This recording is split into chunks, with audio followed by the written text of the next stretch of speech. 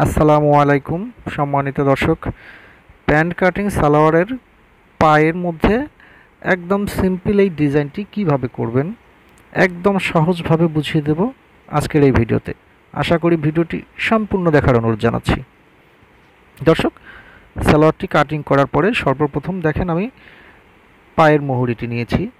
এখানে আমি লম্বার চেয়ে 3.5 ইঞ্চি বাড়তি কাটিং করে নিয়েছি মুড়িয়ে সেলাই দেওয়ার জন্য। দর্শক, আমি প্রথমে আধা ইঞ্চি ভাঁজ দিয়ে ঠিক হাতের নখ দিয়ে এভাবে ভাঁজ করে নেব পায়ের মুহুরির নিচের অংশ। এরপরে যতটুকু চওড়া থাকবে ততটুকু ঠিক এইভাবে ভাঁজ দিব লম্বার যে মার্কটা করেছি সেই বরাবর। আবার এই ভাঁজটাকেই উল্টা পাশে করে দেখেন, আবারও ঠিক উল্টা পাশ করে এইভাবে ভাঁজ দিয়ে নেব। দর্শক, এইভাবে ভাঁজ দেওয়ার পরে দেখেন সম্পূর্ণ পাটাকে আমি ভাঁজ দিয়ে নিচ্ছি। এখানে পাটাকে একদম মাঝ বরাবর ভাঁজ দিয়ে নিতে হবে। এখানে মাঝখানে একটা ভাঁজ দিয়ে একটা মার্ক করে নিতে হবে। এখন মাঝখানে যে ভাঁজটা দিয়েছি সেখান থেকে 1 ইঞ্চিতে একটা মার্ক করব এবং আর এক পাশে 1 ইঞ্চিতে একটা মার্ক করব, অর্থাৎ মাঝখান থেকে সমান 2 ইঞ্চিতে দুইটা মার্ক করে নিয়ে সেই মার্ক বরাবর আমি ভি শেপ দিয়ে নিব। ঠিক এইভাবে এই ভি শেপটা দিয়ে নিতে হবে। দর্শক, চক দিয়ে এই মার্কটা করে নেওয়ার পরে চকের মার্কটার উপর দিয়ে আমি সেলাই দিয়ে নেব। দর্শক, যারাই আমার ভিডিওটি দেখছেন, ভিডিওটি ভালো লাগলে অবশ্যই আমার চ্যানেলটি সাবস্ক্রাইব করবেন এবং অবশ্যই ভালো লাগা না লাগা কমেন্ট বক্সে কমেন্ট করে অবশ্যই জানাবেন। দর্শক, এইভাবে ভি শেপ অনুযায়ী এই সেলাইটি দিয়ে নিতে হবে। এরপরে সেলাইয়ের ভিতরের অংশের যে কাপড়টা আছে সেটাকে কাটিং করে ফেলে দিতে হবে। দর্শক, এইভাবে ভিতর থেকে বাড়তি কাপড়টুকু কাটিং করে এইভাবে ফেলে দিতে হবে। দর্শক, ভিতরের কাপড়টাকে ফেলে দেওয়ার পরে এখন যেটা করতে হবে, এই কোণাটাকে সুন্দরভাবে তুলে নিতে হবে। এইভাবে হাতের নখ দিয়ে অথবা ছোট চিকন কিছু দিয়ে এটাকে খুঁচিয়ে খুঁচিয়ে ঠিক এইভাবে কোণাটাকে বের করে নিতে হবে।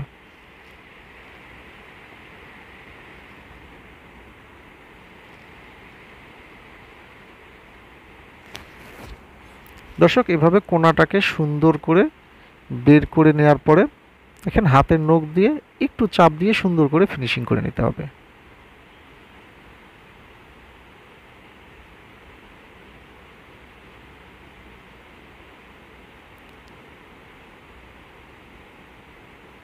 দর্শক, এখন যেটা করতে হবে, এখন দেখেন পায়ের মুহুরির উপরের অংশে দেখেন উপরের অংশে আমি এটাকে সেলাই দিয়ে নেব।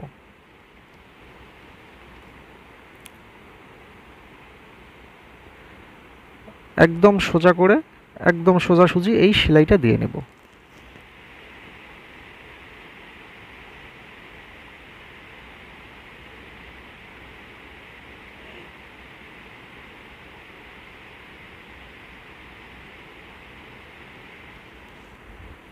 দর্শক, এই সেলাইটি দেয়া হয়ে যাওয়ার পরে এখন যেটা করতে হবে, আমি একদম সালোয়ারের যে মুহুরিটা আছে সেটার মুড়ি মুড়ি একটা সেলাই দেব। এর আগে দেখেন এই পট্টিগুলো আমি তৈরি করে নিয়েছি। এই ফিতাগুলো দুই মাথায় সেলাই দিয়ে এই ফিতাগুলোকে তৈরি করে নিয়েছি, যেভাবে আমরা সালোয়ারের ডুরি সেলাই করে থাকি ঠিক সেইভাবে এই ফিতাগুলোকে তৈরি করে নিতে হবে। এখন দেখেন ঠিক প্রথমে একটা ফিতা আমি নিচের দিকে লাগিয়ে নিলাম।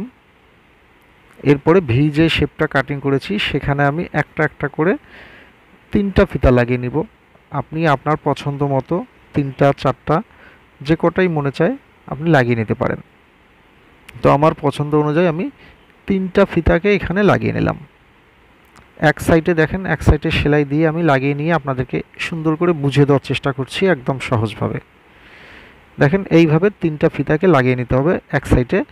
এরপরে আর এক সাইডের যে ভি শেপটা আছে সেটাকে ঠিক এইভাবে বসিয়ে সমান করে নিতে হবে।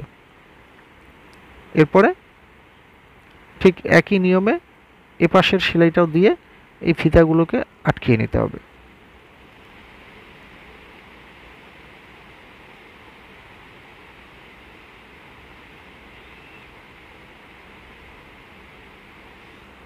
দর্শক দেখেন আমি একই নিয়মে এপাশ দিয়েও সেলাইটা দিয়ে ফিতাগুলোকে লাগিয়ে নিলাম।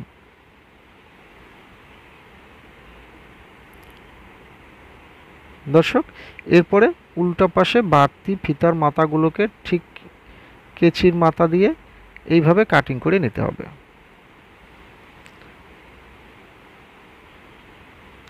দর্শক দেখেন অত্যন্ত চমৎকার একদম সিম্পল একটি পায়ের ডিজাইন তৈরি হয়ে গেল। আপনারা নিজেরা ঘরে বসে এই ডিজাইনটি তৈরি করে নিতে পারেন আমি যে নিয়মটি দেখিয়েছি সেই নিয়মেই। দর্শক আজ এ পর্যন্তই। ভালো থাকবেন, সুস্থ থাকবেন, নিজের প্রতি খেয়াল রাখবেন। আবারও দেখা হবে নতুন কোনো বিষয় নিয়ে, নতুন কোনো ডিজাইন নিয়ে। সে পর্যন্ত ভালো থাকবেন সবাই। আল্লাহ হাফেজ।